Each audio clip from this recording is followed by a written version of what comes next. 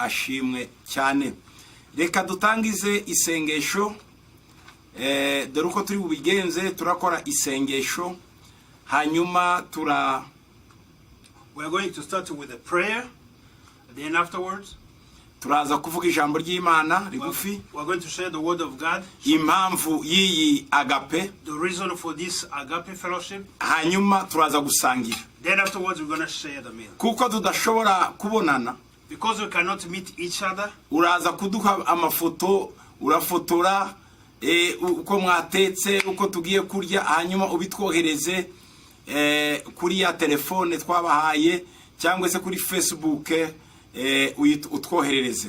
Baraza kubaha Facebook mwoherezaho, abadafite Facebook bohereza kuri telefone. You are going to take pictures because we cannot meet each other. You're going to take pictures of the meals you're going to share.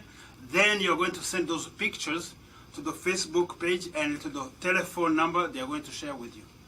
Hanyuma uraza gusangira nabo mu rugo mwese abo muri kumwe. Then you are going to share the meals with everybody you are with at home. Ndabizi ko ubu bigoye gutumira abantu mu mago ngo dusangire.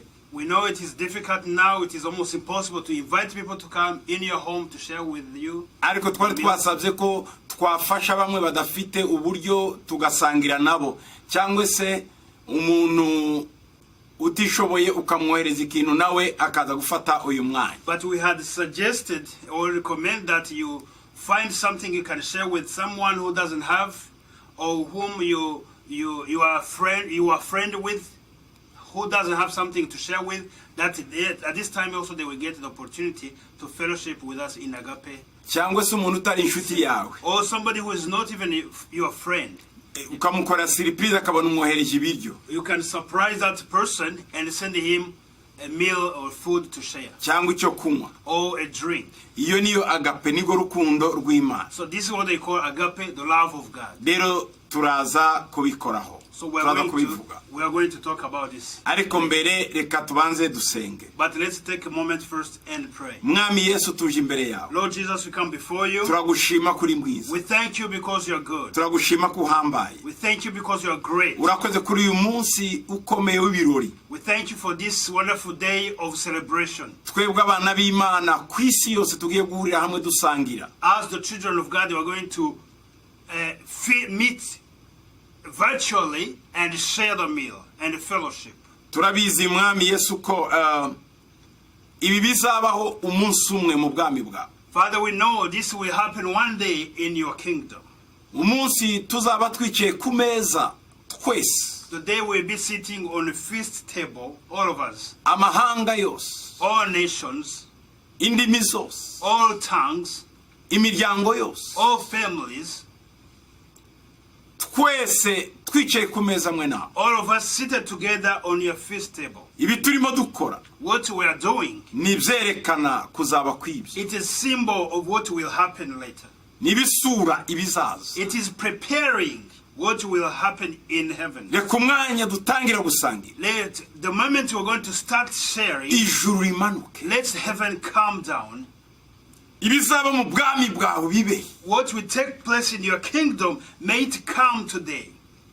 Urakoze Yesu. We thank you, Lord Jesus. Urakoze Data. We thank you, Father. Reka ibyo tuganira muri uyu mwanya, may what we are going to share, uburi kumwe natwe. May you be with us. Mu izina rya Yesu. In the name of Jesus. Amen. Amen. Hallelujah. Hallelujah.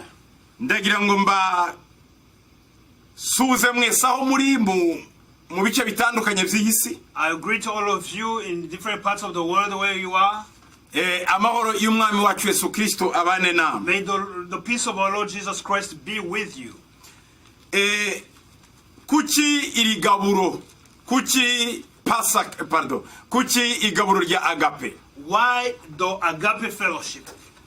Kuki tugomba gusangira? Why should we share agape meals? Ndaza kubikoraho na connection spirituelle, cyangwa se uko biconnecta n'iby'ijuru. I'm going to make a spiritual connection, how it is related to the heavenly celebration. Hanyuma uze kumenya ko muri uyu mwanya hari ikintu kiza kuba mu kirere cy'ubuzima bwawe. Then you will know and you should believe that something is going to happen in your heavenly realm.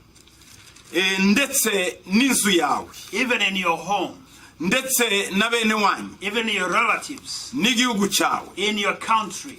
Imana hari ibiza gukora. God is going to do something. Yesu ashimwe cyane. Praise the Lord.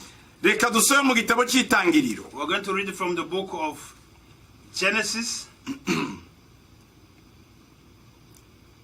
18 Chapter 18. umurongo wa mbere. Genesis chapter 18 verse 1. Dukomeze. And you continue. Uwiteka abonekera Aburahamu kuri bya biti byitwa imyeloni bya Mamure. Yari yicaye mu muryango w'ihema rye ku manywa y'ihangu. Then the Lord appeared to him by the terebinth trees of Mamre as he was sitting in the tent door in the heat of the day. Yubura amaso abona abagabo batatu bahagaze imbere ye, ababonye ava mu muryango w'ihema arirukanga arabasanganira yikubita hasi. So he lifted his eyes and looked, and behold, 3 men were standing by him. And when he saw them, he ran from the tent door to meet them, and bowed before himself to the ground. Aravuga ati, databuja, niba nkugiriyeho umugisha, ndakwinginze we kunyura ku mugaragu wawe. Ahubwo bazana utuzi mwoga ibirenge muruhukire munsi y'igiti. And he said, My Lord, if I have now found favor in your sight, do not pass by on your servant. Please let a little water be brought and wash your feet and rest yourselves under the tree. Kandi nanjye bazanire utwo kurya mwice isari mubone kugenda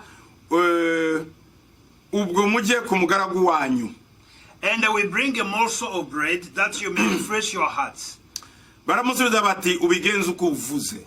After that you may pass by inasmuch as you have come to your servant. They say, do as you have said. Abraham arihuta yinjira mu ihema asanga Sara aramubwira ati tunganya vuba indengo n'umucagate by'amafumeza uvugemo imitsima. So Abraham hurried into the tent to Sarah and said, quickly make ready 3 measures of fine meal, knead it and make cakes. Abraham arirukanga ajya mu bushyo azana ikimasa cyoroshye cyiza agiha umusogongezi we. And Abraham ran onto the head and took a tender and a good calf, gave it to a young man, and he hastened to prepare it. Umusongozi we arihuta aragiteka. Yenda amavuta n'amata n'inyama z'icyo kimasa yatetse abishyira imbere yabo, abahagarara iruhande munsi ya cya giti bararya. So he took butter and milk and the calf which he had prepared, set it before them, and he stood by them under the tree as they ate. Baramubaza bati Sara umugore wawe ari he? Arabasubiza atari mu ihema. They said to him, where is Sarah your wife? He said, here in the tent. Undi aramubwira ati iki gihe cy'umwaka nikigaruka sinzabura kugaruka aho uri Sara umugore wawe abyare umuhungu. Sara abyumva ari mu muryango w'ihema uri inyuma ye. And he said, I will certainly return to you according to the time of life. And behold, Sarah your wife shall have a son. Sarah was listening under the tent door which was behind him. Ikintu tubona hano cyambere niki. So what you see here, gusangira, sharing a meal. Bikingura imiryango yakinzwe. Fellowship opens the door which had been closed. Abraham yabonye abantu babashitsi. Abraham saw guests. Bari iruhande rw'ihema rye bagenda. They were behind his tent. They were walking behind his tent. Arasohoka aragenda abikubita imbere. And he went out to meet them. Arababwira ngo nimuze murye. He invited them in. Mukarabe. Wash your hands. Arabahamagara baraza. Let's share. And they obeyed him. They came in. Bibiri iravuga ngo the Bible says ngo yikubita hasi. He bowed down before arabaramya. He worshipped them. Ndagira ngo uyu mwanya ubu mwanya wo kuramya Imana. I want this moment to be a moment of worshiping God. Umwanya wo kuramya bitandukanye n'indi myanya yose. A special moment of worship different from any other time. Kurya kwawe. Your sharing of me. Kuraba ari ukuramya Imana. Your agape will be worshiping God. Kurya kwawe. Your agape fellowship. Biraba ari ugushima Imana. Will be thanksgiving to God. Uyu mwanya ndabizi ko this moment aya meza I know this table Imana data Imana umwana umwuka wera nabo baraba bari kumwe nawe. God the Father, God the Son, the Holy Spirit are going to be with you. Wizere ko ari igikorwa gikomeye. Believe something great is going to happen. Wizere ko imbaraga z'Imana ziri bugaragare. Believe that the power of God is going to be manifested. Nta mwana ufite.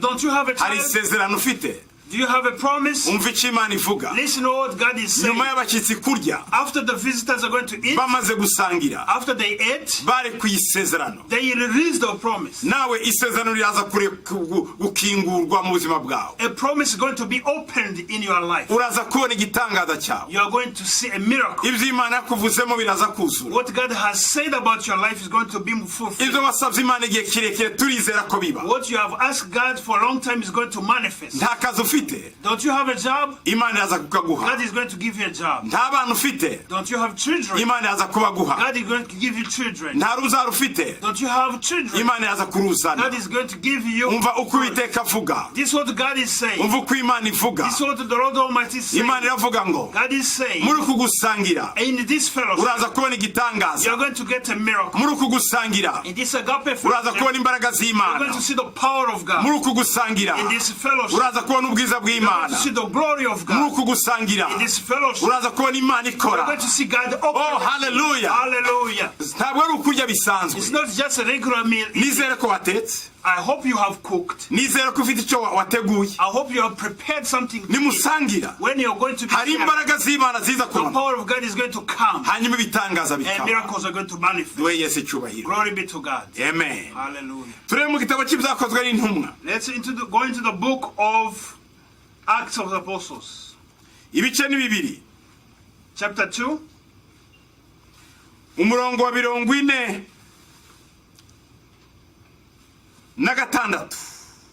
Acts of Apostles, chapter 2, verse 46. Kandi iminsi yose bakomezaga kujya mu rusengero n'umutima uhuye n'iwabo, bakamanyagura umutsima, bakarya bishimye, bafite imitima itishama. So continuing daily with one accord in the temple and breaking bread from the house to house, they ate their food with gladness and simplicity of heart, Bahimbaza Imana, bashimwa n'abantu bose, kandi uko bukeye Umwami Imana ikabongerera abakizwa. praising God and having favor with all the people. And the Lord added to the church daily those who were being saved. Dore uko itorero rya mbere ryakoraga. This is how the first church fellowship. Bari bagiraga ahantu habiri bateranira. There are two places of meeting. Mu mbaraza z'urusengero, temple court, In the temple courts n'iwabo mu rugo. and at home. Bajaga mu mbaraza z'urusengero rwa They will Salomo, go at the temple courts of akaba ariho Solomon bateranira. and they will meet. Ariko indi minsi bagateranira mu magwi wabo. But at that day they will fellowship in their home. Bibiliya iratubwiye ngo The Bible says bagiraga umuco wo kumanyagura imitsima, they had a habit of sharing bread. nibyo bita agape. That's what we call agape. Uyu munsi bakavuga ngo Today they would say, turajya kwa Desire twese, we're going to meet at Desiree's home. bariya batuye hariya, Those who live there. cyangwa abantu batuye muri iyi quartier tuzahurira kwa Desire. Or the people who live in this neighborhood are going to meet in Desiree's house. Desire agateka, And the Desiree family, they would prepare. yaba adafite uburyo tukamufasha. And if they don't have enough means, they will receive some. Buri muntu akazana icyo afite, People will bring what they have. buri muntu akazana icyo afite, People will bring what they have at home. hanyuma hakaba kurya. And then they will fellowship. They will Ngo eat meal. kubera icyo kintu bakoraga, Because of that fellowship, kumanyagura imitsima hamwe, breaking of bread bava mu rusengero ndetse n'iwabo mu rugo. from temple courts and also at home. Ijambo rya mbere ngo babikoranaga umutima wishimye, The Bible said they did it with the gladness of the heart. ngo ntabwo bari bafite imitima ngo imitima yabo ari imitima itishama. They had the gladness of the heart and the simplicity. Bacaga bugufi cyane, They were humble. bacaga bugufi They cyane, were very humble. bagasangira. And they would share meal. Ntawe ureba undi uko arimo arya, Without looking at each other. ntawe ureba ngo uriya yariye byinshi, They will not say, hey, he's doing too much. dore uriya ukuntu arimo arya. This one is misbehaving. Aha, ese ni kuri uriya atamira? They don't have table manners. No, ibyo ntibabigiraga. They didn't have those. Buri muntu wese yisangaga ari iwabo. They felt at home. Abantu ngo babonye When people saw them, baratangara they cyane, were so amazed. ngo abantu bahimbaza Imana ku bwabo, And as people started praising God because of bagashimwa n'abantu, people would praise. bakavuga ngo aba bagira urukundo rutangaje, They said they have so much love kuko barasangiraga ibyo bafite. because they shared their meal, what they had. Abantu ngo babonamo urukundo rwinshi, People saw agape love among them. nguko bukeye ngo Umwami Imana ikabongerera abakizwa. And every day God would add to the church. Impamvu abakizwa bazaga, Why the people were getting saved? nuko basangaga urukundo aho batigeze kurubona. Because they noticed there was love where they didn't see have life. reka iri teraniro ryacu, May this gathering, reka ugusangira kwacu may this agape fellowship kwereka abantu urukundo batigeze babona. show and manifest love they have never seen before. Icyo ufite uwohereze mugenzi wawe. What you have, send it to your friend. Abo muri Afrika ufite amayinite mugenzi wawe mituyu. Those in Africa who have mobile units, send me to you, to your neighbor or a friend. Mumenye uko mufashanya muri ibi bihe. Know how you help each other in this moment. Muraba murimo mukora igikorwa gituma Imana ihimbazwa. You are going to be doing something which you bring glory and praise to God. Ndetse gituma abantu bishima. Which you cause people to be glad and Kubwizo mpamvu because of that, Imana irabiringira ibohereza abantu bayo. God is going to trust you and will send people who will be saved. Kuko Imana ntishobora gukohereza abantu izi kuzabafata nabi. Because God will not send people if He knows you are not to be take care of them. Oya, Imana irakohereza abantu. God will send you people. Kuko izi ko nibagera iwawe Because He knows bararya, they are going to be fed. baranywa, They are going to drink. barishima. They are going to be glad. Oh, hallelujah. Hallelujah. Hallelujah. Hallelujah. Ndizera neza ko I believe muri uku kurya in this agape fellowship, Imana ikora ibitangaza. God is going to manifest miracles. Ndahanura muri uyu mwanya I prophesy, Imana ikora ibitangaza muri ibyo biryo. may God do miracles in that meal sharing. Nutangira kubirya indwara urwaye zikire. As you start eating, may you be healed from this. Nutangira kurya ibibazo ufite bikemuke. As you start eating, may all your problems be solved. Nutangira kurya impano zake muri wowe. May the gifts of God be ignited in you as you share this meal. Nutangira kurya imbaraga z'Imana, ibitangaza by'Imana bize mu rugo rwawe. As you start sharing this meal, may the miracles of God manifest in your home. Ibyananiranye bishoboke. What has been impossible be opened. Imiryango yakinzwe ikingu. The doors to be opened. Nikinguke mu izina rya Yesu. May those doors be opened in the name Imana of ni Jesus. gukingura imiryango. May God open doors for you. Imana nikingure amarembo. May God open gates for you. Ubone ijuru. May you see God. Ubone ubwiza May you bw'Imana. see the glory of God. Wishimane n'abamarayika. May you rejoice with the angels. Umva of heaven. nkubwire. I hear Ayo you. meza. Though that's Si wowe wenyine uyariho. it's not you who is sitting. N'abamarayika b'Imana bayariho. Angels of God are done. Ubwiza bw'Imana The buyariho. glory of God is there. Ijuru riyariho. Heaven is there. Urasangira n'ingabo zo mu You are ijuru. sharing the host of heaven. Hallelujah. Hallelujah. Ingabo zo mu ijuru zasangira nawe. The angels of heaven are sharing with you. Yesu ashimwe cyane. Hallelujah. Hanyuma And then mwitegure nyuma y'ibi. be ready. After Tugiye this, kwakira abazakizwa benshi. we're going to receive a multitude of people who are going to be saved. Tugiye kuzakira abantu benshi bakishijwe. We're going to welcome people who will be saved. Hari abantu benshi bagiye gukizwa. So many people are going to be saved. Ngo kuko Imana igiye kutwohereza abakizwa benshi. Because God is going to send us a harvest Tumupepeye Bwana. of souls. Tumupepeye Bwana. Let's give Him a praise. Muri and glory. Itali Yesu ashimwe. Glorify to God. Mu Bufaransa Yesu ashimwe. Glorify to Lord in France and Italy. Yesu ashimwe. Raise your hands, praise the Lord. People in France, Mu Bubiligi, in mu Belgium, Bwongereza, in UK, Denmark, Denmark, Swede, Sweden, Norvège, Norway, France, France, Pologne, Poland, Espagne, Spain, Suisse, Switzerland, Irlande, Ireland, n'ahandi hose, Luxembourg, Luxembourg, any other country, Uburayi ibice bitandukanye, Portugal. all parts of Europe, in Portugal, Aho wicaye where you are sitting, huzuye ingabo zo mu ijuru. the angels of heaven are Yesu surrounding ari you. aho. Jesus is Ntabwo uri with you. bufungure wenyine. You're not by yourself. Urakira igitangaza You're cyawe. going to receive your N'urwaye muri mwe, even those who are sick, yihangana aze kuri ayo meza. just be patient and be on Cyangwa that table. mumuhe kuri ibyo biryo. Invite him to that table and Umuhe share with kuri ibyo him. biryo. Give him something to eat. Araza kubona ukuboko He's going kw'Imana. to see the hand of God. Habwa igitangaza cyawe. Receive your miracle. Kira mu nda. Be healed from your abdomen. Ukire mu muhogo. Be healed from your throat. Ukire mu mugongo. Be healed from your Igihe back. utangira kurya, As you start eating, uburibwe bugende. may the pain go. Ibitangaza bibe. Receive your miracle. Praise the Lord. Hallelujah. Rishe ko ya. Yes, Lord. Praise the Lord. Uyu muhango warakomeje no mu isezerano itorero rya mbere ryarabikoze bakomeza gusangira ndetse no mu gihe cy'intumwa Paul. This practice continued in the first church, even at the time, during the time of Apostle Paul. Gusa abikorino batangiye kubifata nabi abariho Paul abandiki. However, the church in Corinth, they started misbehaving and mismanaging this feast or this gathering. Reka turebe mu gitabo cya mbere cy'abikorinto. Let's go into the book of 1 Corinthians, igice cya 11 chapter 11, ku murongo wa 17.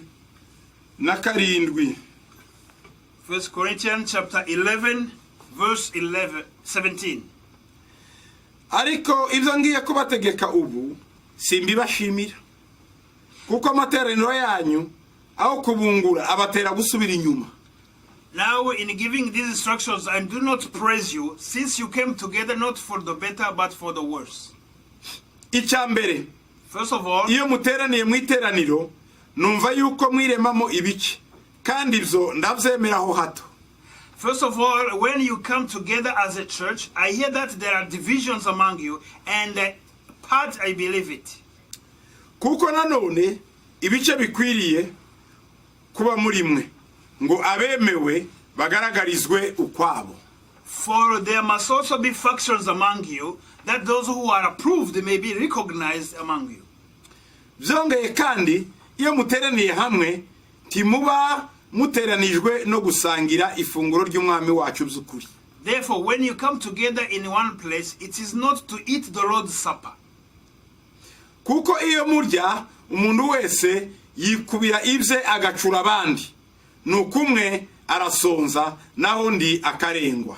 For in eating, each one takes his own supper ahead of others, and one is hungry and another is drunk. Mbese ye ntimufite ingo zanyu ngo abe arizo muriramo no kunyweramo, mugayisha mutya itorero ry'Imana mugakoza isoni abakene? Mbese mbabwira iki mbashime kuri ibyo simbashime? What? Do you not have houses to eat and drink in? Or do you despise the church of God and shame those who have nothing? What shall I say to you? Shall I praise you in this? I do not praise you. Ku murongo 33, Verse 33. nuko bene data nimuteranira gusangira murindirane. Therefore, my brethren, when you come together to eat, wait for one another. Umuntu nasonza arya ibyiwe kugira ngo guterana kwanyu kutabayishirishaho urubanza, ibisigaye nzabibategekaho nzazira. Therefore, my brethren, when you come together, eat to wait for one another. But if anyone is hungry, let him eat at home, lest you come together for judgment, and the rest I will set in order when I come. Mbere ya Pasaka gato, Before Passover, itoro rya mbere dore uko ryabigenza. this is how the first church will gather. Mbere yuko bafata igaburo ryera kuri Pasaka. Before sharing the Holy Communion and the Passover, Listen. Before taking the Holy Communion, munyumve, mbere yuko basangira igaburo ryera, there was a spiritual culture. hari umuco wo mu mwuka, niyo niko navuga. They called it love feast. Bayitaga Ibirori by'urukundo. ibirori by'urukundo. Ibi birori by'urukundo So this love feast, nibyo agape. that's what we call agape. Zabaga mbere yuko igaburo ryera riba. It will take place before the Holy Communion is. Icyo gihe buri muntu yazanaga ibyo yatetse mu rugo. Everybody will bring the dish they prepared at home. Ababifite, Those who have. abatabifite bakaza And those who didn't have anything kugira ngo bose basangire will hamwe. just come and gather and share with them. Rya toro rya Pentekote So the church at the Pentecost, rimwe Yesu yasize the one Jesus left, niko babigenzaga. that's how they shared. Barasangiraga. They would. Niyo twasomye That's what we read. ngo Imana igakora ibitangaza And muri. God will do miracles. In Niko them. byakomeje. That's what he continued. Amatoro Paul yashinze The churches Apostle Paul established mu mahanga atari muri Israel, in different nations out of Israel, mu banyamahanga in Gentiles. babigishije gukora uyu muco wa agape. So he taught them how to have this agape fellowship. Dore uko babigenje bure. This is what they did. Itorero bariteguraga umunsi wa agape. And the church would prepare themselves for agape. Abakire bagateka, And those who have would cook. abakene bagashakisha ibyo bashoboye. And those who were poor among them would bring a little they had. Bagera mu rusengero And when they come to church, cyangwa se mu rugo bateguyemo or in a family hall setting, they're going to kugira ngo bakore agape love cyangwa se agape feast. to have their love feast or agape love, Icyo twita agape feast agape feast, cyangwa se fete d'agape. or party la of célébration d'agape. celebration of agape. Ni ukuvuga ngo ni ugusangira by'urukundo. It's sharing with love. Icyo byasabaga ni iki? So what it was abafite ibiryo those who had food barazaga would come, bagasangira n'abatabifite, will share with those who didn't have. ariko buri muntu akazana ibyo ashoboye kugura. But everybody will bring what they can. Iki gihe rero mu itorero ry'Abakorinto So during this time of byageze igihe in the church of Corinth, there was a time when abakire ubwabo bazana ibiryo bihenze, those who were wealthy, they would bring food which was expensive, bakazana ibyo kurya, very delicious ibyo meals, kunywa, drinks, barangiza bagatereka ukwabo ubwabo ruhande. and they would sit in their own corner. Abaciriritse nabo And those who were in the middle bakazana ibyabo would bring their own nabo food bakicara ukwabo. and sit separately. Abakene And the poor among them akazana ikijumba cyokeje bring his sweet potato n'amazi mu gacuma, and with a cup of water. bakamwigiza protokoli kuvuga ngo mwe muricara hariya, And then the protocol say, you guys will sit in the corner far there. nawe ibiryo wazanye bimeze gute, icara hariya. And let me see what kind of food you brought. Go and Nibyo sit Paul in the yavuze back. aha, So that's what our ngo iyo Apostle Paul muje is saying. gusangira When you meet fellowship, ngo mwicamo ibice, you have factions. ngo ndabibagayira, I do not praise you for ngo that. ariko kandi ngo ndabibashimira, But also I believe this in part ngo kuko bigaragaza abarokore b'ukuri, because it shows those who are really saved. abakizwa b'abakene Believers who are poor n'abakizwa cyangwa abaotantike b'abakire and authentic believers who were wealthy, bo barasangiraga, they will share meals. ariko abandi bakavuga ngo ya iriya si classe yacu, But those in the Church of Corinth, they will say we are not in the same category. abandi ngo no, And others will say, erega no, nubwo twakijijwe even though we are saved, imbata ni imbata, slaves are slaves. aba bose ni ababose. Bosses are bosses. Agakiza ntikazatuma ibintu bihinduka, Salvation will cause people to lose their bituma Paul amenya abakizwa bavure n'abatari abavure. It caused Apostle Paul to judge among them those who really want. Nibyo yavuze ngo bimwe arabibashimira, So that's why I say I really appreciate this, kuko ngo bigaragaza abaotantike. because it shows which group is really authentic. Ikindi bakoraga, Another thing they will do, yashiraga hariya bababwira toke muzasangire n'abakene, they say if you have to share with the poor, bakaza kare. and they will come very early. Pastor yavuze ngo tuzasangire n'imbata n'abakire, ka tugende kare So they- baze batinze basange twabimaze. They go there ahead of time and they say, Pastor is saying that we should meet and fellowship with the poor, but let's go early and finish our food before they arrive. Ni ukuvuga randevu yo guterana niba ari saa 4 z'ijoro, So if the appointment to meet and fellowship was at 10 p.m., bamwe bahagaraga saa 2, some of them would just come like at 8 p.m. barangiza ngo ariko ntibaraza turye, and they say they are not here, so maybe we should start ngo eating. bakarya abandi bahagara bagasanga ariko ngo mwarihe. So they start eating their meal fast, and then when others come, they are done already, and they will start complaining, where were you? Paul aravuga ngo kuva uyu munsi ndabategetse mujye murindana, Apostle Paul said, then from now on, please wait for each other ngo mubone kurya. before you start eating. Ushaka kurya ngo ahagagire kuti azajiwe, ariko tuba twaje gusangira twese ni inyungu za buri muntu, twese tuba turumwe. So those who want to eat and get full, please do it at home. Here we are all in one place and one people. Umva mwene data, Listen, my brother. natwe turindane, Wait for each other turindirane. also. We should also wait for each other. igihe mbabwira ngo turye When I tell you to start eating, twese turye, let everybody reka start. gutangira kurya ubu nyine. So let's stop eating before others. Turindirane Wait for others. kuko harimo umugisha w'Imana. Because there's a blessing of God in it. Tuzongera turye kandi We will eat again. umunsi umwe twese One day, all of us, n'abera bose with all the saints mu bwami in bw'Imana. the heavenly kingdom. Matayo 26:28. In Matthew chapter 26, verse 28,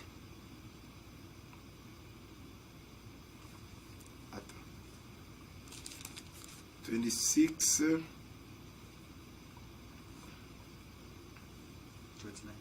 29 25 Matthew chapter 26, verse 29. ngo ariko ndababwira rwose yuko But ntazanywa ku mbuto z'imizabibu, mpereye none nkageza umunsi nzasangirira namwe vino nshya mu bwami bwa data. But I say unto you, I will not drink of this fruit of the vine from now on until that day when I drink it new with you in my Father's kingdom. hari ibirori bizongera kuba umunsi umwe There will be another feast ubwo twese abera twese tuzarinda when all the saints will be gathered and twese twicaye hamwe we're all sitting on the nta urya ngo yimundi no one will be eating without the icyo other. gihe tuzasangira na Yesu We're going to fellowship. aravuga ngo with sinzongera Jesus. gusangira namwe iyi mizabibu He said, I'm not going to share with you this drink anymore tuzongera gusangira mu bwami bw'Imana until we meet in the Father's kingdom. ibyahishuwe 19 In the book of Revelation chapter 19, ku murongo wa 7 verse 7. Revelation chapter 19, verse 7. tunezerwe twishime twihimbaze kuko ubukwe bw'umwana w'intama busohoye umugeni we akaba yiteguye kandi ahawe kwambara umwenda w'igitare mwiza urabagirana utanduye uwo mwenda w'igitare mwiza niyo mirimo yo gukiranuka yabera arambwira ati andika uti hahirwa batorewe ubukwe bw'umwana w'intama kandi ati ayo magambo n'ay'ukuri kw'Imana amena. Let's read. Let us be glad and rejoice and give him glory, for the marriage of the Lamb has come, and his wife has made herself ready. And to her it was granted to be arrayed in fine linen, clean and bright, for the fine linen is the righteous act of the saints. Then he said to me, Right, bless those who are called to the marriage supper of the Lamb. And he said to me, These are the true sayings of God. Amen. Amen. Bavandimwe Brethren, ibi this bigiye kudukonekta n'ibindi birori bizaba mu ijuru is going to connect us with the feast which take place in heaven. nutangira kurya When you start eating, Imana ihite igushira muri cya gitabo cy'abaza hariya mu ijuru abazongera gusangira nawe mu bwami may God put your name in the book of those who are going to feast and celebrate together in heaven. ube umwe mu bageni May you be one of the ube brides. umugeni wa Kristo May you be the bride of Christ. Imana igutegure May God prepare. reka muri uku gusangira Let in this agape fellowship, Imana idutegure may God prepare us. ngiye kurisengera iri funguro riri imbere yacu I'm going to pray for this meal which is set before us. reka dusenge Let us pray. tugiye gusengera iri funguro We're going to pray for this meal. hanyuma ndababwira igihe cyo kurya Then I'm going to tell you when it's time to eat. mu izina rya Yesu Kristo w'i Nazareti In the name of Jesus Christ of Nazareth, Mana tuzanye iri funguro imbere yawe Father, we bring this meal before you. iri ni ifunguro waduteguriye It data is a meal you have prepared for ndetse us. n'ibyo kunywa And the drink, tuzanye imbere yawe we bring them before you. turagusaba mwami We ask you, O Lord, kubw'ubuntu bwawe for your grace, kubw'imbaraga zawe for your power. usangire natwe May you share with us. manuka muri ibi biryo Come in this meal. ubisuke mu maraso yawe Pour your blood into it. ubisuke mu maraso Pour yawe your blood into it. mu izina rya In Yesu the name of Jesus. werekane Mana May you show all imbaraga zo the gucungurwa power of resurrection. ibyo wakoze mu Giputa What you did in Egypt ubwo bavuyeyo when they left, rya joro barimo the barya night when they were hari sharing, icyo wakoze there's something you mu did. izina rya In Yesu the name of Jesus, wigaragaze data manifest yourself, Ibi O biryo. Lord. In this meal. ibi biryo In this meal. iri funguro This meal. urizane data Bring it. ritugwe neza And may it be good to mu us. izina rya In Yesu the name of buri Jesus. muntu wese urya Everybody who is going asangire to nawe partake on this umukore meal, bikomeye do miracles, umukore do bitangaza signs and mu wonders. izina rya In Yesu the name of Jesus. ndagushima data I thank you, Father, kukinguira irembo because you have opened this twese meal tugiye that gusangira we're going to share kubw'ubuntu bwawe for your grace. mu izina rya Yesu In the name of Jesus. abarwayi bakire May the sick be imivumo healed, igende curses be removed, amadeni agende debts be paid off, ubugumba bugende barrenness be removed, ubuseribateri bugende celibacy be removed. ubwenge buke bugende May we receive more mu intelligence izina rya in Yesu the name of Jesus. reka muri iri gaburo May this meal, ukore byinshi may do miracles. ibyo waduteguriye What you prepared for mu us. izina rya In Yesu the name of Jesus. urakoze data Thank you, Father. cyubahiro kibi cyawe May the glory be unto you. amen Amen. ndabasaba murebe icyo kurya May you take what you're gonna eat. hari icyo kunywa hano There's a drink here. hari icyo kurya hano There's food. bon appetit Enjoy. igihe cyo kurya kirageze rero The time to celebrate and share is now. dore icyo ngusaba This is what I ask of you. uze no kubifotora udufotorere uko mwakoze hanyuma dusharinge ku ma Facebook dusharinge hose iyi agape twakoze Please, we ask you that you take pictures, take photos of the meals you're going to share. rwose. We are going to share it on all social medias. Iyi ni agape. This is a time to celebrate agape. Iyi ni agape. This is agape. Amen. Amen. Reka aho muri dusangire. Let us, wherever you are, let us share. Arabo nanjye ndi kumwe namwe hano. Now those I am with here, Reka dusangire agape. we are going to share agape. Ariko mwibuka nyine social distancing mwigira tutegerana cyane. But remember to keep social distance. Ndagira ngo abari kuri kubyuma babereke ibiryo dufite hano mu birebe. I would like to ask those who are in the technical team to show you what we are going to share. Free conference call.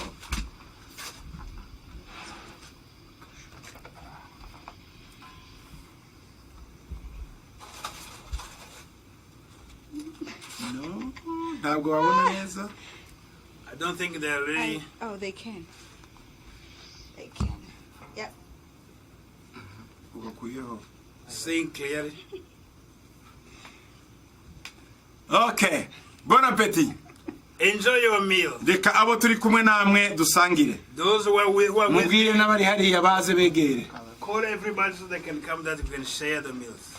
Bon agape. Wow, this is delicious. Uyu ni umwumbati ukaranze. This is a fried cassava root. Interprete bon appétit. Those who are translating for me, enjoy. Mfite n'amata hano. I have also a glass of milk. Ubundi nkunda gusomera. I like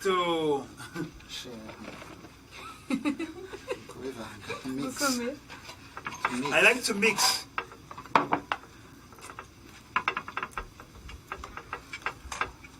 Bon appétit. Abana bon appétit. Thank you. Everybody enjoy.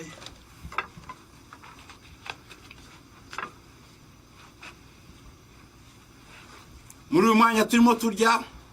At this moment that we are eating, Ikibyimba wari ufite mu nda kiragiye mu izina rya Yesu.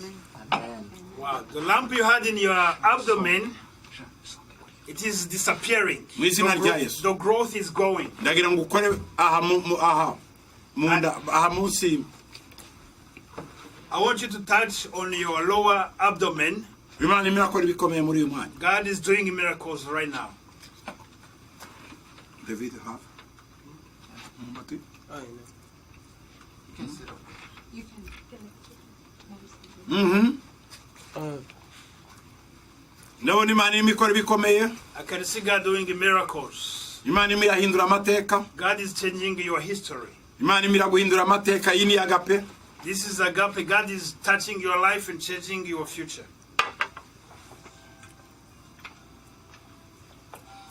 Hari umwana ufite. You don't have a child? Hari umwana ufite. Do you have a child? Afite imyaka 9 hagati y'9 12 gutyo. And that child of yours has 9 to 12 years. Hagati aho hagati y'9 12. He or she is 12 to 9 years. N'umuhungu. He's a son. Hari imbaraga zimutera mu ijoro. Afite igihagararo nk'icy'umuntu w'imyaka 12 ariko ari mu myaka 9 irajya kugera mu myaka 10. His height, he looks like he's 12 years, but he's 9 to 10 years. Afite igihagararo. He's really tall. Hari ikintu kimukubita ku gitanda akabyuka akagendagenda mu ijoro ataza wagiye. So there are these spiritual forces that take him in the night and awaken him to move around in the house unconsciously. Akongera agasubira mu gitanda. Then he will go back to bed. Kandi ibyo bintu urabisengeye cyane. You have prayed for this thing for a No long guteye time. agahinda. And you have been really saddened by Kuva uyu this munsi. situation. From Muri today, agape. in this agape, Uwo mwuka uragiye. that spirit is Iyo living. karani iragiye. That spirit is living. Ntazongera. He's not going to do it anymore. Mu izina rya Yesu. In the name of Jesus. Uyu ni umwanya w'ubuhanuzi ukomeze wakire. This is a moment of prophecy. Continue receiving. Ntibikubuze apeti komeze urye. Do not stop eating, but also listen to the prophecy and receive the prophecy of God.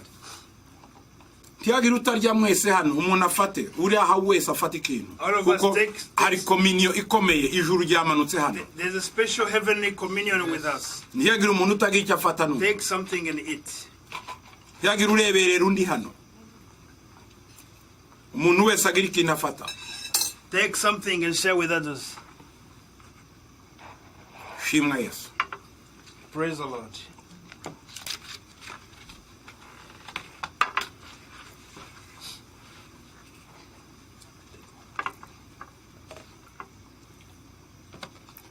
Ugize igihe kinini ukora ama interview bakakurejeta ahantu hose kandi bigaragara ko bishoboye. You have been doing interviews, seeking for job for a long time, and you have been rejected. Tuzi impamvu. You don't know why. Kandi baraguprometa kubona akazi.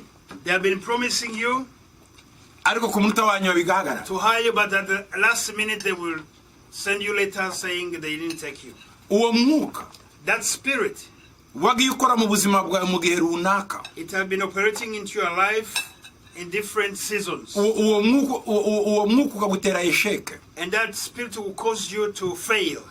Igihe cyose ugiye kugera ku kintu bigahagarara. Anytime you're about to achieve something great, it will stop. Ikintu gikomeye gishobora kuguhindurira ubuzima bigahagarara. Things which would have changed dramatically your life, Ikintu cyose gishobora kukugira akamaro kikagenda neza cyagira ahantu kigahagarara. anything which was going to be greatly benefiting you would be vanished, would be Umva taken uko away Uwiteka from you. akubwiye. This is what the Lord is saying to you. Uwo si umwuka usanzwe. This is not a usual spirit. No mu kuvuka kwawe uwo mwuka washatse kubyitambikamo ngo upfe. Even during your birth, this spirit wants to take your life. Kuko kuri wowe hariho inyenyeri ikomeye cyane. Because there is a great star on your life. Iyo nyenyeri That star ni inyenyeri yo gukomera. it is a star of greatness. Ariko igihe cyose Satani yagiye yitambika imbere yawe. But always the devil has been blocking you, Kubw'iyo nyenyeri. blocking your way because of the star which is on you, Kubw'iyo nyenyeri. because of that star, Kubw'iyo nyenyeri. because of the star in your life. Umva nkubwire. This is what I am saying. Icyo kidayimoni This demon cyangwa se uwo muzimu or that ghost, ni umuzimu ni umwuka wa generation. it is a generation ghost, Uva spirit, hejuru mu bisokuru. which originates from your ancestors. Ni umwuka wica amaproje. It is a spirit that kills your project. Ni umwuka wica amaproje. It is a spirit that robs you of the project you wanted to benefit from. Ni umwuka wica amaproje. It is a spirit which destroys your projects. Umva nkubwire. Listen to me. Uhereye none. From now on, Uhereye umwanya. from today, Uragiye. that spirit is leaving you. Akazi urakabonye. You're going to receive a job. Ntuzongera kwitambika imbere. God is going to bless you. Hallelujah.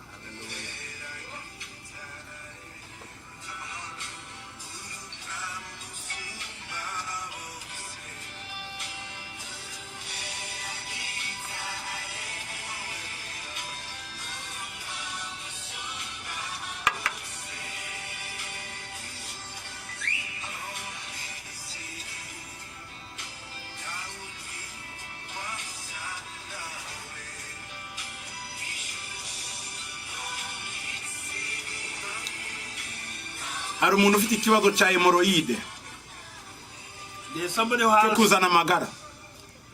the problem of hemorrhaging, Hemoroide. hemorrhoid. Kirakubabaje cyane igihe kirekire. It is very painful for you, to you and for a long time. Ndabona ukuboko kw'Imana I see the hand of God kukoze mu ngingo zawe munsi y'umugongo. is touching you at your lower back. Hari kibaye. Something is happening. Hari kibaye muri uyu mwanya. Something is happening. Hari kibaye muri uyu mwanya. Something is happening. Yesu agukijije icyo kibazo. Jesus is healing you from that. Shima Imana. Praise the Lord. Hallelujah. Give thanks to God. Hallelujah. Hallelujah. Hallelujah. Hallelujah. Oh, shimwa Yesu. Shimwa Yesu. Shimwa Yesu. Thank you, Jesus. Shima Imana. Igukorera igikomeye muri uyu mwanya wa agape. Give thanks to God. God is doing a miracle for you in this moment of agape.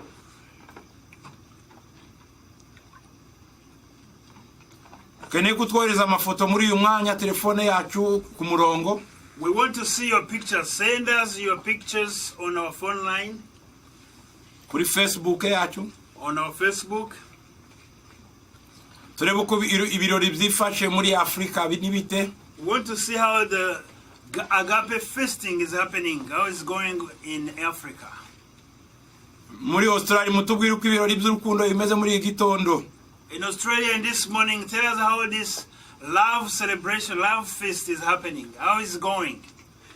Mutubwire uko bimeze Norvege ibirori bimeze gute. In Norway, what's going on? Tell us how you are celebrating. Thank you, Lord. Thank you, Jesus.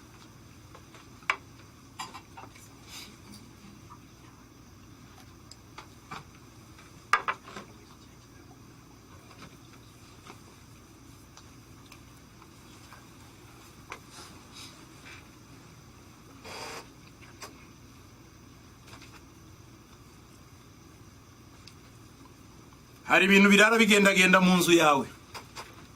There are things which Wumva ibintu bikubita hejuru kumva ni nk'abantu bagenda mu nzu. you hear like people walking, people like things, noises moving in your house Nijoro in the night, during the night. kumva presence y'abantu mu nzu. You feel the presence of strange people in your house. Muri iyi agape In this agape, baragiye. those spirits, those people are living Muri iyo nzu in our house. abantu bayibanjemo mbere People who lived previously in the house, hari ibyo bari barakoranye n'umwanzi. there are some covenant they had made with the devil. harimo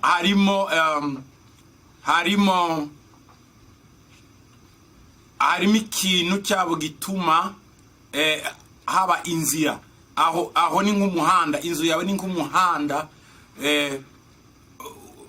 w'imyuka mibi igenda igaruka, no kuvuga ngo ni nka tinere bacamo bagenda. Iyo nzira rero irafunzwe muri uyu mwaka. So there is an object, those people who lived in that house before you, they left an object in that house, and that house has been serving as a tunnel, a passageway for those spirits. Ikindi nakubwira niki, And also I can say also, cyangwa se mbasaba mwese muri mukora agape, what I'm requesting all of you who are sharing the agape, nitumara gufungura after we eat, wihangane nturyame, just wait a minute, don't go straight to bed. zenda abana baryame, Maybe you can put the children to bed, ariko wewe umugore umugabo but the grown-ups, mufata amavuta take the anointing oil mugende musiga ku miryango yose n'amadirisha and go anoint the posts of your houses, your doors and the windows y'inzu yanyu, in your house. komsa muraba muyereje Yesu. So you're going to be sanctifying your home. Hanyuma for Jesus. mwirukana imyuka mibi yose nimurangiza mushireho amavuta. And then rebuke all the spirits out of your home. Niko Abisirayeli babigenje. And anoint your doors and windows. Abisirayeli niko babigenje. That's what the Israel did. Igihe bari muri agape, When they were celebrating agape Pasaka, in the Passover, bamaze kurya, after they ate, bafashe amaraso, they took the blood. bayashyira ku nkomanizo z'imiryango. They put on the lintels of the doors. Hanyuma And then, marayika wa kirimbuzi aje, and the angel of death, when he came, ya maraso amubuza kwinjira. that blood sign stopped him from entering into those homes. Namwe ayo mafuta mushyira ku miryango So that anointing you're going to put on your door, araza kubuza imyuka mibi ikomeza kuza mu nzu yawe. it is going to repel the spirits which have been entering into your home. Rero ndagusaba ngo muze gusiga amavuta ku nzu zanyu. Wabikora none cyangwa se wabikora ejo, ariko ubishoboye ugifite ingufu ubikore uyu munsi. You can do it today, but also you can do it tonight, tomorrow if you can. But take anointing oil and anoint the doorpost of your home and the windows.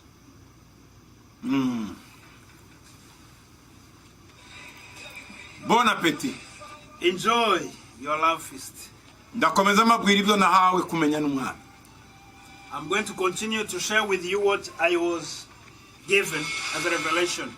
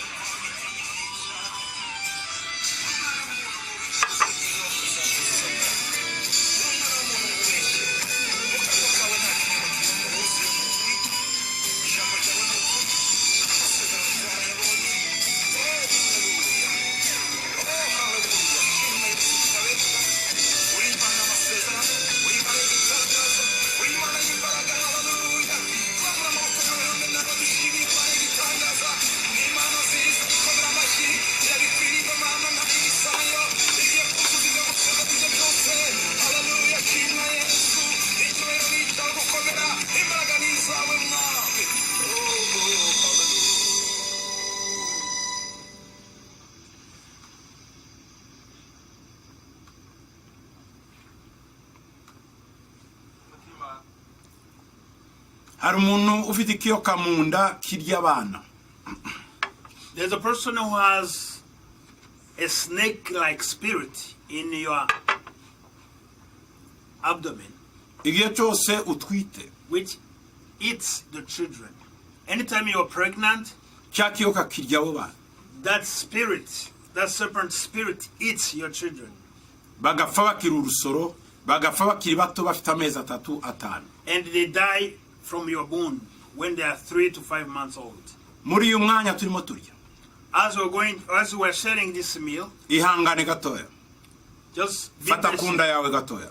Stretch your hand and touch your abdomen, Kuko Yesu agiye kwirukana icyo kiyoka. because Jesus is going to cast out that spirit from you. Sohoka mu izina rya Yesu. Get out in the name of Jesus. Va muri iyo nda mu izina rya Yesu. Come out of that stomach in the name of Jesus. Iyi nda ntabwo ari cimetière Come out of that womb. It's not a cemetery aho abana bagomba gushingurirwa. where children be buried. Kuva uyu mwanya From now on, ndagutegetse I command you, wakiyoka we you evil spirit cyo mu mazi. from the ocean, Kiyoka cyo mu mazi, the water marine spirit, spirit, water spirit, water spirit, Leviathan, Leviathan. soka, Get out.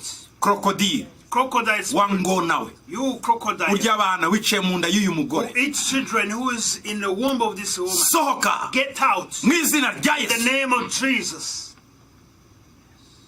Habwa ubutsinzi, Receive your victory. uzabyare neza. Get the ability to give birth well. Uzabyare neza Get the ability to give birth well. mu izina rya Yesu. In the name of Jesus. Bon appétit. Komeze mufungure. Enjoy your agape feast. Twe ntiturahaga. We are still eating. Bibiliya yavuze ngo turindane. The Bible says Dukomeze that turindane muri byose. wait for each other.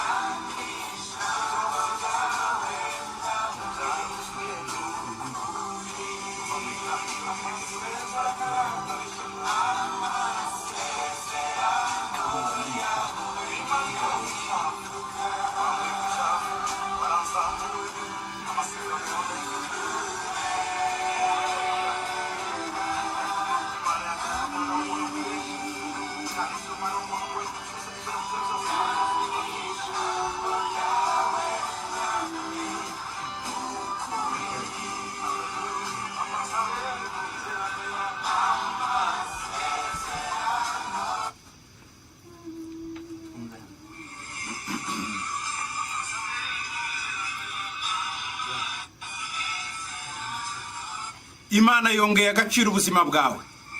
God has elevated your life. Imana ikuzamuye mu rundi rwego. God is taking you to another level. Imana yibutsa amasengesho wakoze God has remembered the prayers you made. kandi yibutsa amasezerano mwakoranye. And he has remembered the promises you had with him. Ibya kera birarangiye, The old is gone. dore byose bitangiye kuba bishya. Everything is becoming anew. Imana ishize ibitekerezo bishya mu bwenge bwawe. God is giving you new thoughts. Imana ishize amahirwe yandi imbere yawe. God is giving you new favor. Amahirwe wari waratakaje Imana yongeye kuyagarura. New opportunities are being brought back to your life. Ntukongeze kuyatakaza. Do not lose that opportunity. Imana iravuze ngo God is saying, kinguye ikirere cyawe, I've opened your sky. ijuru ryawe Your ndarikinguye, heaven is open. tuzongera kuba wa wundi. You're not going to be the same. Iguhaye umwuka w'amasengesho, God is giving you a spirit of prayer, iguhaye umwuka wo kuramya, a spirit of worship, iguhaye umwuka wo guhimbaza. a spirit to praise the Lord. Ubuzima bwawe Your life ntibuzongera kuba bwa bundi. is not going to be the same again. Shimwa Yesu. Praise the Lord.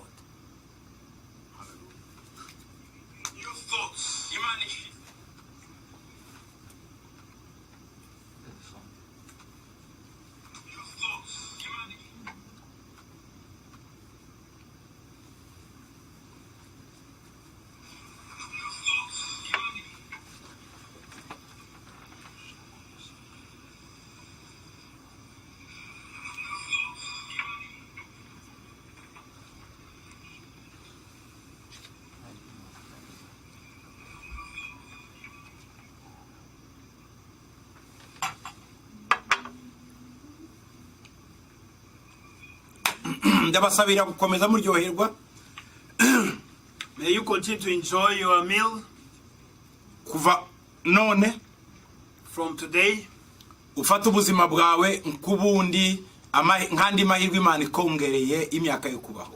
Take this time as a new life, which is another opportunity of life God is giving to you. Hanyuma winjiye mu buzima bw'umuzuko, winjiye mu bundi buzima ubwo Imana iguhaye gukora ibyo utabashe gukora mbere. You are entering into a life of resurrection. God is giving you an opportunity to do what you could not do before.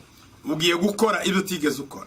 You're going to do what you couldn't do before. Iyi ni opportunity na mahirwe adasanzwe Imana iguhaye. This is a special opportunity God is giving you. Kandi nawe utarakizwa, And you who have not been saved, ntubifate nk'ibintu bisanzwe ibi. do not take it easy, granted. Nguvuye ngo ariko se ngo kurya bivuze iki? No, wivuga gutyo. Harimo ibintu bikomeye cyane. And do not despise that sharing is nothing.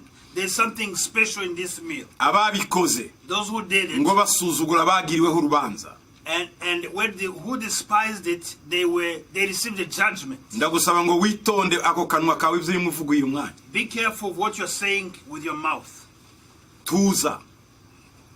Calm down. Uzakinishe byinshi apana gukinisha uyu muhango. Do not play with the heavenly feast. Ndakuburiye muri uyu mwanya. I'm warning you. Ntuzongere.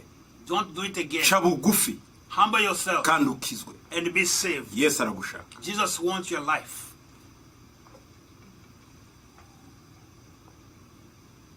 Ibi ntabwo ari ibintu bisanzwe. This is it's not a common Hari thing. presence, hari ubwiza bw'Imana, hari Imana hano. This is not usual. There is a presence of God in this place. Turi mu mbaraga z'Imana. We are in the power of God. Yugira ibyo ukinisha n'ibyo udakinisha. There are things you should play with and others you should respect. Imana irambwiye ngo nkubwire ngo God is telling me to tell you, utinye, be careful. utinye. Be fearful.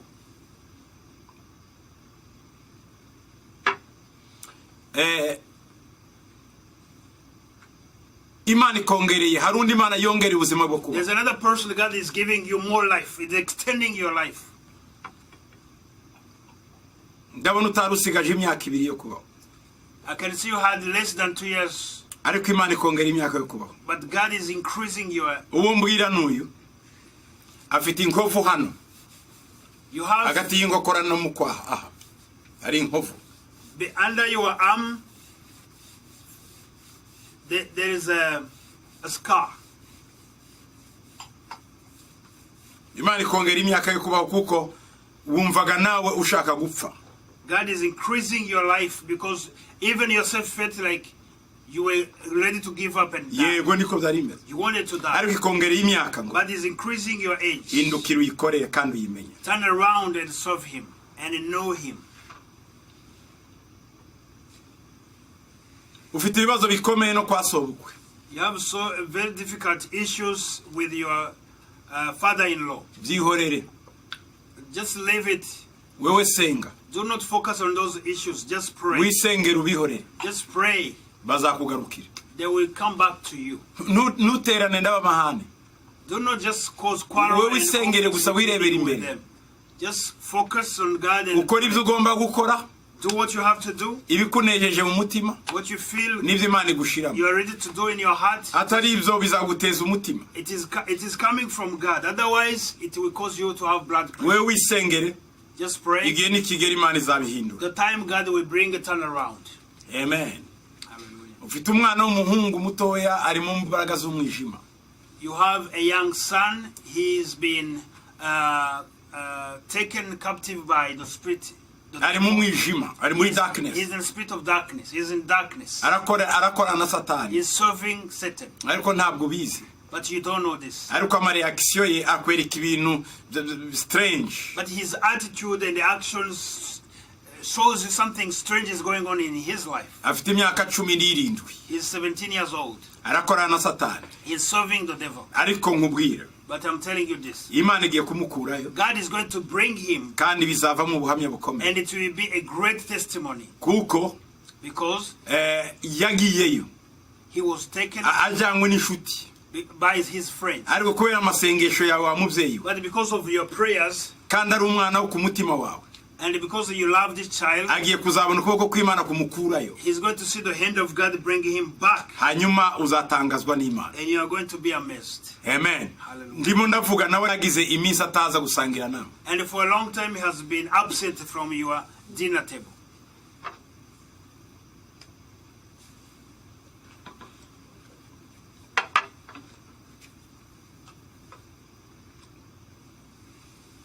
praise the Lord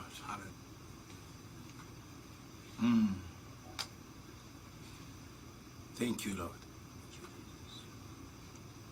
hari byinshi ntashobora kurondora Imana irimo ikora There are so many things God is doing right now. ndabona byinshi I'm seeing a lot of things happening. ariko gusa ndagira ngo mbakomeze umutima But I want you to be strong. ndabona mwicaye mu kiganza cy'isumba byose I can see you sitting in the hands of the Almighty God. ndabona muri mu mutekano utangaje You are in a great security. tiyagira umuyaga ukuhuha ngo wemere wicaye mu kiganza cy'isumba byose Do not be shaken by any wind. You are seated in the hands of the Almighty God. wagukingura amaso ukabona uko ikiganza cy'Imana kingana kiraruta isuni If you can have your eyes opened in the spiritual realm, you can see how the hand of God is greater than the earth. na urasana n'akanongo k'umukungugu muri icyo kiganza uri muto cyane But you also, you appear like a small dust or piece of rock in the hand of God. Imana rero ikwitayeho God cares for you. ikindi Imana imbwira Also, God is saying,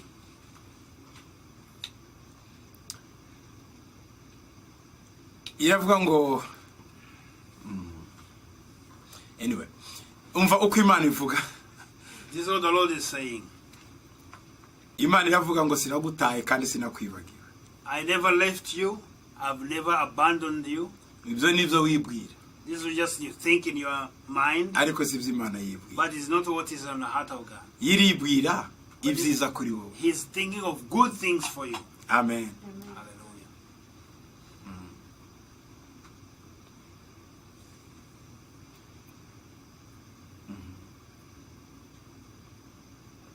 Imana iguhaye inzu God is giving you a home, a house.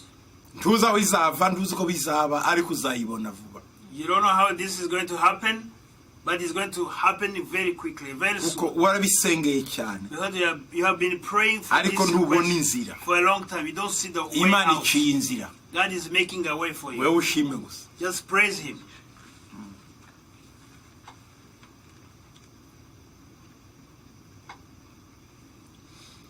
hari umuntu Imana imbwiye ngo afite ngo umushinga wo kugura ubwato There's another person that God is telling me who has a project to buy a boat. Imana irambwiye ngo God is telling me, ngo ihangane imyaka 2 be patient for 2 more years. tugura ubwato ubu Do not buy the ship or the boat Tegereza right imyaka now. ibiri. Just wait for 2 nyuma years. y'imyaka ibiri After 2 years, aricyo gihe uzabugura that's when you are going to kandi buzakungukira iyi myaka ibiri yose. you are going to benefit from it for all these 2 years. Iyo niyo timing y'Imana. This is the timing of God. Ntiwite ku byo umaze kugeraho. Do not look at what you just accomplished. Just hold for 2 years. Tegereza imyaka ibiri. Hold on for 2 more years. Partners in your business are not going to be the same. Hari impamvu Imana ibihagaritse. There's a reason why God is stopping the project Kandi uhita now. uhagarika nabo ntimuzongere gukorana. And just disassociate yourself from them. Vuba cyane. Quickly. Vuba cyane. Very quickly. Vuba cyane. Very quickly. Utegereze imyaka ibiri. Wait for 2 years.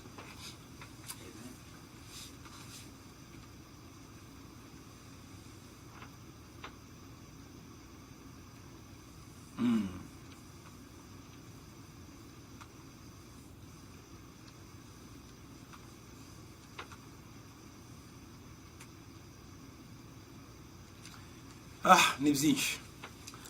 There's so many things I can say that God is doing.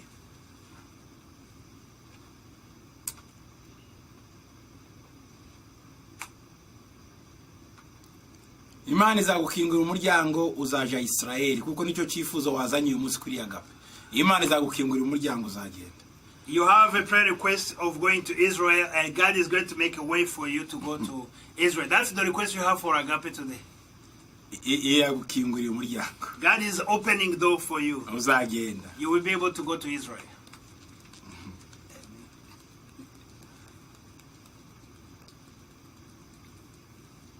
Uzagera i Bethlehem Yes, you will reach Bethlehem n'ahandi. and the other places in Israel.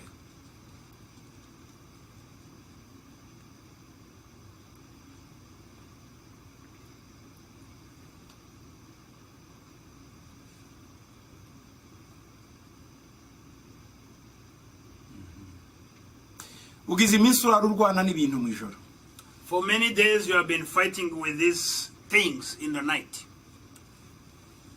Bikakuniga ukabibona uri mu ntambara nyinshi inzozi mbi cyane. You have so many nightmares and very spiritual warfare over the night in your dreams. Imana yazigukijije ariko ari cyo ugomba gukora. God is saving you or setting you free from those nightmares, but there's something you have to do. Dore ibintu ugomba gukora. This is what you have to do. Uhereye ejo ku cyumweru. From tomorrow on Sunday, Transfiguration Day, dore ibyo Imana igutera gukora. Mu ijoro ugiye kuryama. these are the instructions God is asking you. Ufata iminsi 7. In the night, Wowe urara mu ntambara. in the night, just spend all those 7 Dore uko days ubigenza. during spiritual warfare. Genda ushakishe navuga iki? Fata amavuta Take the anointing oil mbere yo kuryama. before you go to bed Ujye uyasiga ku ruhanga rwawe. and anoint your forehead before you go to bed. Hanyuma usige kuri urutoki twambaraho alliance. Then put that anointing on the wedding ring finger. Uranyumva neza? On the wedding ring finger.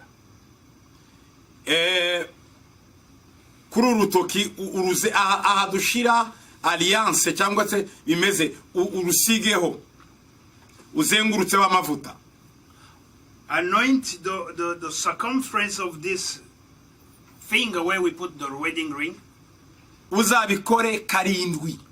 Do it for 7 Amajoro 7. 7 nights Mbere yo kuryama before you go to bed. usige mu ruhanga Anoint your forehead no kuri urutoki. and this wedding. Nyuma y'iminsi 7 After 7 days, iyo ntambara izarangira tuzongera kugira ibyo bitero. that spiritual warfare is going to stop and you are not going to have it anymore. Turumvikanye? Do this. Unabishoboye Also, if you can, uzasige ku mukungwe wawe kuri ku mukondo wawe. also anoint your umbilical cord. Belly button. Uzasige ku mukondo wawe. Anoint your belly button 7. 7 times Amajoro 7. over the night. Mu 7 ruhanga. nights. Forehead, Ku rutoki rwa mariage wedding ring, no ku finger, mukondo wawe. and your belly button. Ibyo ko ari 3 ntuzabireke iminsi 7. Don't stop doing this for 7 days. Ubwo rugamba ruzarangira. That battle is going to be over. Ni intambara udashobora kwishoboza. because it is going to be one. You cannot do it on your own. yasabaga ko umushumba gusengera It required that the pastor prays for you, cyangwa se umuntu ufite amavuta or somebody who is anointed to ariko imana iguhaye iyo faveri pray n'iyo you. grace But God is giving you this favor kuko wasangiye nayo because you have uyu shared the munsi muri meals agape with him this agape. iguhaye strategy yo gukira. He's giving you a strategy how to be set free. Yesu ashimwe cyane. Praise the Lord. Amen. Amen. Hari umuntu muri uyu mwanya ndabona afite akana karembye cyane kararwaye pe There's a person who has a child who is very sick, kandi ntiyakajyanye kwa muganga. and you didn't take that child to the hospital. Genda ugashireho ibiganza Go and lay your hands on that child inshuro 7 7 times ugashire ku mutwe on the head ucyahe daimoni and cast out the demon. wongere kandi Do it inshuro again 7 7 times. akana karasinzira n'umuriro uragabanuka. The child is going to be able to sleep and the fever is going to subside. Mana urakoze ko wabanye natwe Father, we thank you muri uyu mwanya wa in agape this time of agape. turagushima kuri We mwiza thank you, Lord, you are good. ubwo bagiye gusigamwa amavuta ku komanizo z'imiryango yabo As they anoint the doorposts in their homes, reka marayika urinda abane nabo na marayika urimbura hunge may the angel of protection be with them and the angel of death be gone. mu izina rya In Yesu. the name of Jesus. Urakoze data We thank you, Father. kwikorwa tugikoze neza. Amen. Amen. Imana ibahe umugisha. May God bless you. Mwakoze kuri agape Thank you for the mukomeze agape. muryoherwe. Continue to enjoy your Natwe meal. turacyafite amata We also have milk. turacyakomeje We're going to continue to celebrate. tuzasubira We're going to meet again. muze kutwohereza amafoto yanyu mutwohereze uko byagenze tuzabisharinga kuri Facebook zacu no kuri website yacu iyi agape y'uyu munsi idasanzwe Please yo send ku us the itariki pictures. 10. Please send us the pictures of your meals you shared on this April 10th. ukwezi kwa 4 2020. April 10, 2020. Yesu abagiriye neza. May the Lord be good to you. Bye bye. Bye bye. I love you. We love you so much. Nabakunda.